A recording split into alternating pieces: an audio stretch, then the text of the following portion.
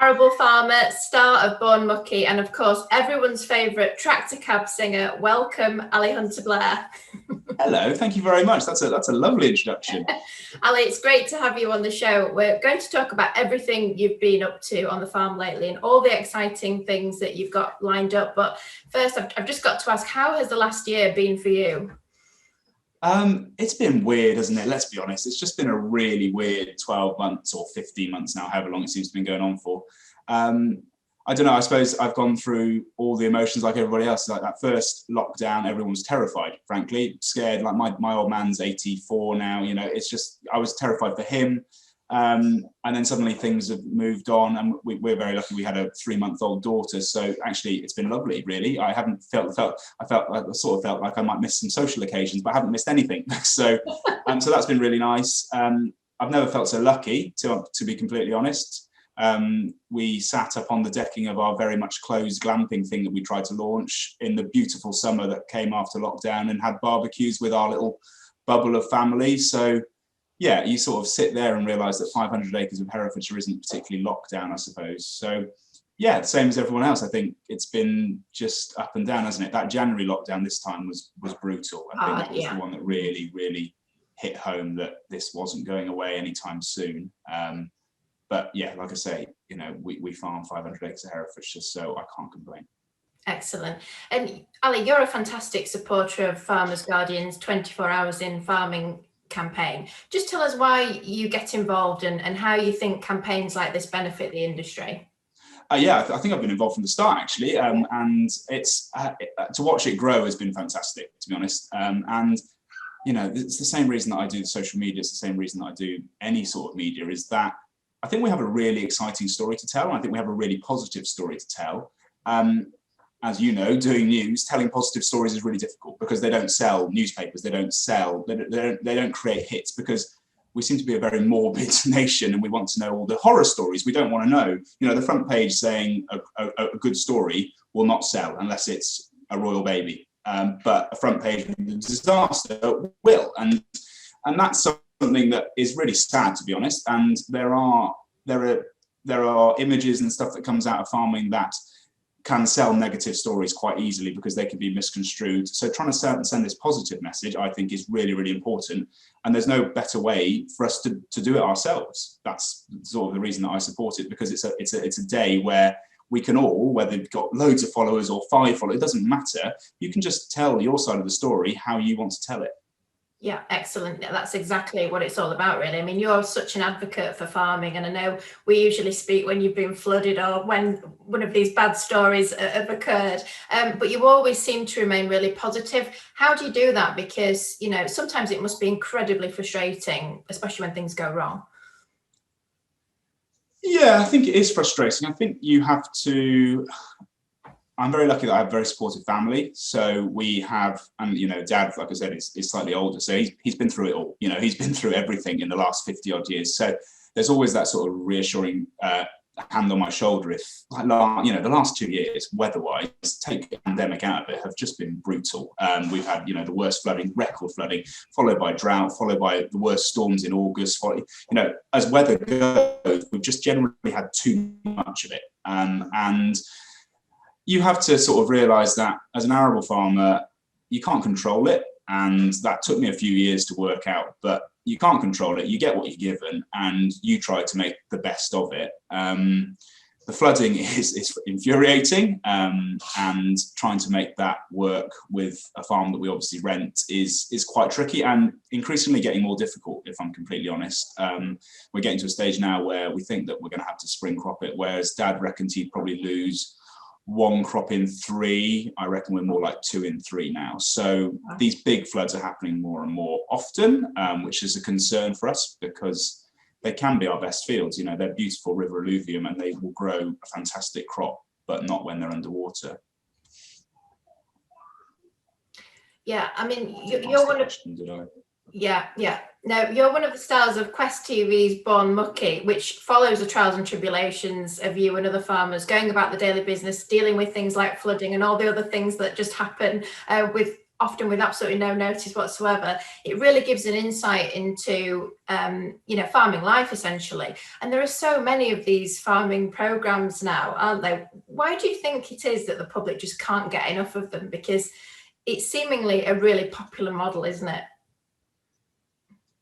It is, absolutely, and it's lovely that it's become such a popular model. There was a few years ago, like when we did First Time Farmers back in 2012, there was hardly a farming program on TV, and now there's 5 or 6, and there's this different, like, obviously Jeremy Clarkson has released his, which has been a huge success, and we're so lucky to have, I don't know, Amanda Owen, Hannah Jackson, Gareth Winget, like they're all fantastic advocates, and I think especially in the last 12 months. People have used it as a sort of escapism, because obviously everyone's been stuck at home. To be able to go to a far-flung part of the country where the weather dictates your life, and it's so far removed from what people would their normal day-to-day life, that actually I think there's a sort of escapism to it. And you get Jeremy Clarkson's show, for example, which brings an entire new audience to it. The fact that it is brilliant is irrelevant, to be honest, because he himself brings an entire new audience, which then makes farming more interesting for people and to be honest, if I'm completely honest, it's the show I've always wanted to create, because he has taught people about farming, the red tape, all the stuff that goes on, but you don't feel like you've learned. You feel like you've actually just watched an entertainment show, and it's so well done. And actually now, having watched it, I've realised that I could never have produced that show because 2 things: I'm not as good as Jeremy Clarkson on television, and the second thing is that you couldn't, as a farmer, have done some of the things done some of the things like he did, because you'd be construed as an idiot for not knowing those things already. It's sort of, you should know. And that's something that I think farming gets confused about at times, is that we feel like everyone should know where our food comes from. So we feel like everyone should know every part of the process because we do. But if you start telling, like my friends that work in London, they tell me what their job is, and I've got no idea. Like, I have no idea what they do. And obviously, it's very important; they're very well paid and they do things. But there's and I appreciate that food, everyone eats it, so they should have some understanding. But we've got to a stage now where it's so safe and it's so affordable, and they don't need to know, because they know that if they walk into a supermarket, they can pick up safe, healthy food and they can provide for their families, and that's what they as a sort of person requires. So to have these programs is fantastic, because you are teaching people about where the food production comes. And like from Paul Mucky, for example, the discovery model is very different to Clarkson's farm. It's very much you start with a day, you have a problem, you have a solution, whether that's good or bad, and annoyingly it tends to follow the farming model. We start with a plan. I start with plan A as I walk out in the morning. By the time I got to the gate, I'm already on plan B. So it's, I think it's fascinating. I think actually, to be honest, also during COVID, people haven't been able to film anywhere because you weren't allowed to film indoors. So a farming program is nice and easy, because we had to adhere to so many restrictions. Like, people weren't allowed in cabs, in houses. We had to be outside the whole time. So I think it's really exciting, and I think it's lovely that we're getting the mainstream attention that we require. Do you think this interest in farming is translating, in the sense of, consumers are interested in farming and they're loving these programs, they are interested in farming life and food production? Do you think that they'll be more likely then to go and choose British produce when they're in the supermarket? I think they will. And I think also, especially in the last 12 months, I've been chatting to the farm shop and our local butcher, and because people were scared, and because the supermarket suddenly became a scary place, like the butchers and the farm shops around, they never had a better year, because people wanted to be away from other people to start off with, but also once they'd gone to the farm shop, to the butcher, to the grocer, wherever, like we used to do before I was born, when the high street was buzzing, they realised actually what they're getting there is a little bit more expensive, absolutely, but it's delicious, and they can talk to the butcher about the fact that the cow has come from a neighbouring farm that only has 30, shorthorns or whatever it might be. And I think people have started to become reconnected with food, which is lovely. I think we sometimes get on the bandwagon of, we must educate people, we must teach them everything, and that isn't the way to. That's what I mean about Jeremy's program, for example, is that it is a case that he has taught people about farming without actually shoving it down their throats, because he was learning himself. And I think that's something that we have to sort of carry on with. Don't sit there and berate people because they don't know. teach them in a fashion where they don't know they're learning, and that's the best way to get through to people. So I'm hoping that as everything opens back up again and things, that, you know, this sort of trend continues, because, you know, the farm shops were doing well before the credit crunch. You know, they were really starting to fly, and then people started saving money, and again, that's where it all went a bit wrong. And I'm hoping that people now realise that provenance and buying local and supporting these local industries is something that's really important. And at the end of the day, you get a delicious meal out of it. Yeah, let's hope so. One of the drivers that's we've seen coming from consumers is this drive for sustainability, and the industry's target to reach net zero. I'd say probably one of the biggest challenges facing the industry at the moment. Just wondered what steps you're taking on your farm to, you know, cut your carbon footprint essentially. Yeah, and this is going to be huge, isn't it? You know, I've already seen people starting to sell carbon credits and bits and bobs like that. So carbon is going to be our next big thing, I suppose. The Dutch actually have started the ball rolling. They are conducting carbon audits across their entire estate. So we have had a CARM calculator come out and starting to basically produce, because they themselves want to be carbon neutral. They set a certain date, and then they went to one of their farms and realized that actually they're a lot further away than they thought they were. Yeah. So they're now doing it on all the farms, and that's actually been quite nice, because it's one of those things that I've tried to you try some of these calculators and all of them come out with a different answer. Yeah. It's very difficult to totally quantify, and it's very difficult to know which one is right. I mean, it's a bit like a spreadsheet. If I want to buy something, I can make a spreadsheet tell me anything I want it to sort of justify my actions. And it's difficult. And our biggest problem as a conventional arable farm is always going to be fertilizer. You know, the carbon footprint of ammonium nitrate is high, it's huge. And that's something that we want to try and lower. We're looking more at sort of plant stimulants and that sort of thing, and trying to feed a crop. We haven't gone full sandals and socks, as I like to call it, but we're trying to learn about what might be right and what isn't right. We're using more FYM from a local farmer, and yeah, we've moved away from ploughing and planting, and we've gone to more of a direct cultivation. So we just go in with the Missouri. So we're strip tilling. We haven't quite gone to the no-till step yet. Our soils aren't quite there, but I see us in a 10-year cycle, really. You know, we started with the Missouri 3 years ago now, and we're slowly starting to see the results of that. Our organic matters are starting to increase. And yeah, I think for us, we've always, to be honest, I think as a mixed farm in Herefordshire, we're not that unsustainable. We've always had a wide rotation. We've always had livestock knocking around. You know, we've always had FYM going back in. We've stopped growing potatoes a few years ago. So I like to think that we're fairly sustainable, but it's going to be pesticides and it's going to be fertilizer that was always going to be our sticking point. And I'd like to get to sort of a hybrid organic system, I suppose, which is sort of what people are calling it. You know, I still believe that organic isn't the future for everything. It has its marketplace, and to be honest, organic farmers wouldn't want us all to delve into organic, because, you know, suddenly your premium then disappears if everyone's doing it. But I think there's a way that we should now. For example, we're monitoring much more our pesticide use, our fungicide use across our wheats, across our barleys. We're treating where needed, as opposed to even 5 years ago, we would be T0, T1, T2, T3, and that would be it. And we would do it every single time. Whereas now there was no T0 this year. We went light on the T1 because it was so dry and cold. And then actually the rain came. So we pumped in a bit more of our next fungicides to deal with the problem. So yeah, I think it's just managing. I don't know. I think it's realizing that the chemical revolution for us is over. We've had 40 years of it, and it has done the world proud, and it has done what we've needed to do. But that's now over, and we need to. Sustainability is our next food production, I suppose, and that's something that we need to do. Whether that be, you know, we've just started a mid-tier scheme, so we're making sure that, you know, 10% of our farm is now into mid-tier, and making sure that the environment is as important as the farming. And where do you see technology's role in all of this? Because you've invested quite heavily, haven't you, over the years in kit? So have you seen big benefits in terms of the technology that you brought onto the farm? Yeah, I think the technology is key, and especially with the fertilizer, variable rate spreading, and we bought a new fertilizer spreader 2 years ago, section control, the amount of we are now saving by not overlapping. The RTK originally saved us 8% in instantly by the fact that our tram lines were not 23.5 meters, they were 24 meters bang on the nose, you know.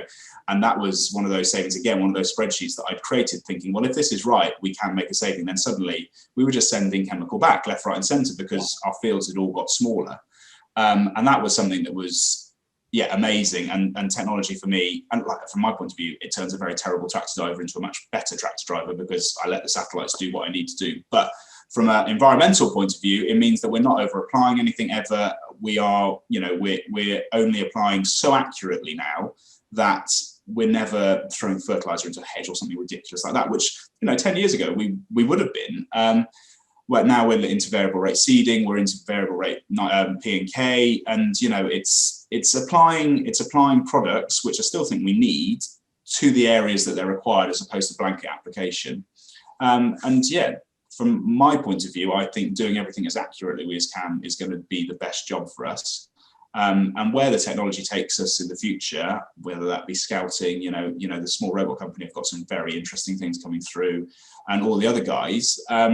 Yeah, and to be honest, technology is the stuff that really excites me. It's the bit that I'm fascinated about because I'm a bit of a geek and I like these sort of things. I like the idea of robots going around doing my drilling for me and that sort of thing. So yeah, I think it's going to be a huge thing to sort of keep our eye on. Yeah, it's pretty cool, isn't it? Some excellent innovation coming through at the moment. And talking of investment, you know, farmers are often told, aren't they, that diversification is often the difference between being in the black and being in the red. Tell us about what you've done on farm, because I know you've got lots of exciting things that you've brought in and how they've benefited your business's bottom line. Yeah, absolutely. And I think it's been a realization that as lovely as 500 acres in Herefordshire is, it's 500 acres. And as much as a lot of people would think that's a big farm, it's suddenly becoming increasingly small. And for us, land availability around here is hard. There's some big boys and girls that you'll usually snap up anything. They're growing potatoes or asparagus or fruit, or, you know, stuff that means there's a rent that we would just not be able to fight with. So my and our as a farm view has been to diversify, because we think that that's something that we can do without sort of huge outlays of millions of pounds into things. So yeah, we started with, when we got married, Annie, my wife, is a riding instructor. So that was our first big diversification. We put stables, a riding arena in, a big riding arena in, as it turns out. And that was like our first big civil engineering project, where you realise actually, it turns out getting a field that I thought was flat takes a lot more flattening than I'd have thought. So that was our first sort of step away, and that was very much using Annie's expertise, which is a riding instructor.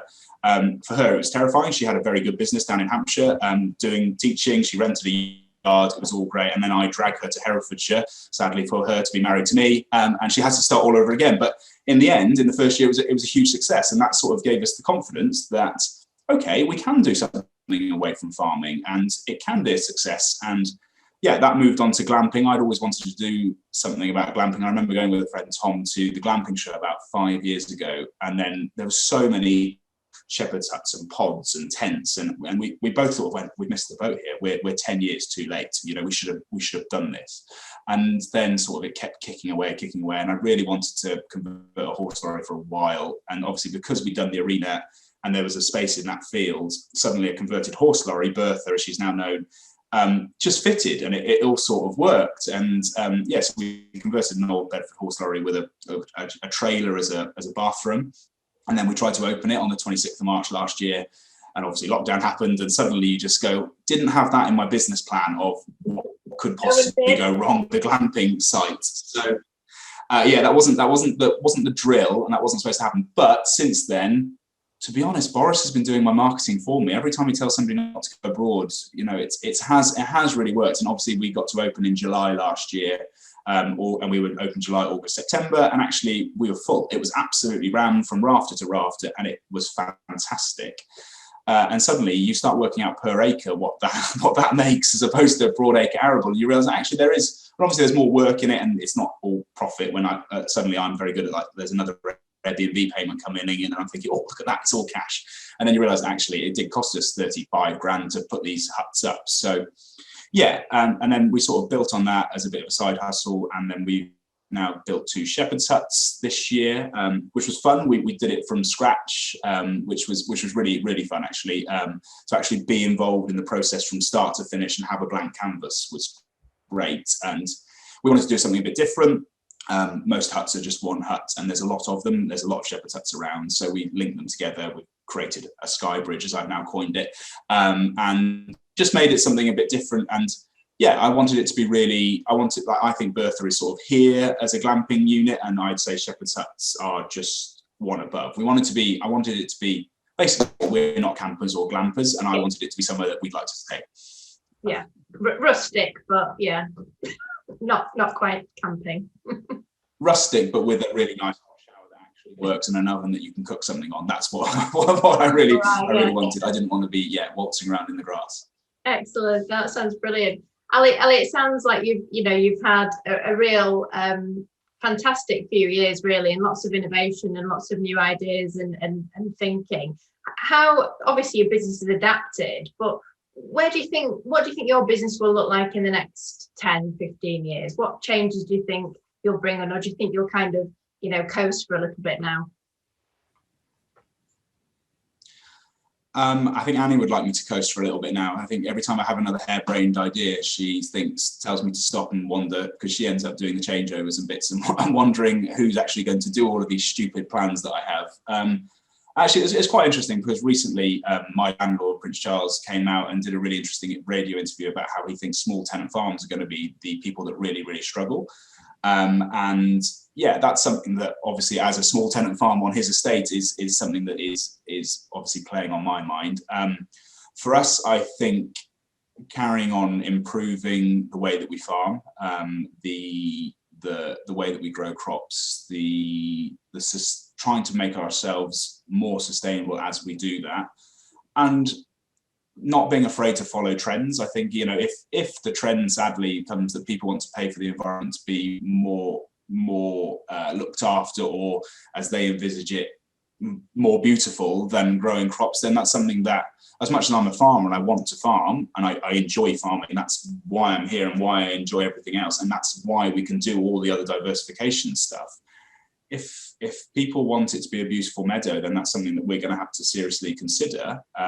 I think that's quite sad. I think we can do both together, and I think we should be doing both together. And I think going forward, diversifying is key for us, whether that be TV, whether that be glamping, whether that be equestrian, whether that be child entertainment. I don't know what that might be or where that might go. But yeah, I think it's just going to be, from my point of view, when I look at our business, up until 3 years ago, we relied upon the arable farm to support us. And 40 years ago, the arable farm supported mum and dad, me, my family, plus 3 other families who all worked on the farm, whereas now it doesn't. It supports our family. Mum and dad are drawing a little bit, but not very much at all in the grand scheme of things. And that's the sad state of affairs, the fact that 500 acres can only just support one farm without diversification, one family without diversification. So that's something that we have to keep in focus. And at the end of the day, I'm a businessman. I want to run a business, as well as all the lovely things that we can do here. We've got to make money. That's the long and short of it. And yeah, I think it's going to be just keeping our eyes open to ideas and yeah, never, I don't know, I don't think you can sort of stop. I don't think you can take your foot off the accelerator. I think you've got to carry on moving forwards, because if you stop moving forwards, you're going to end up a long way behind. Well, that sounds like quite a perfect way to end, Ali. Thanks so much for talking to us today, and have a great Farm 24.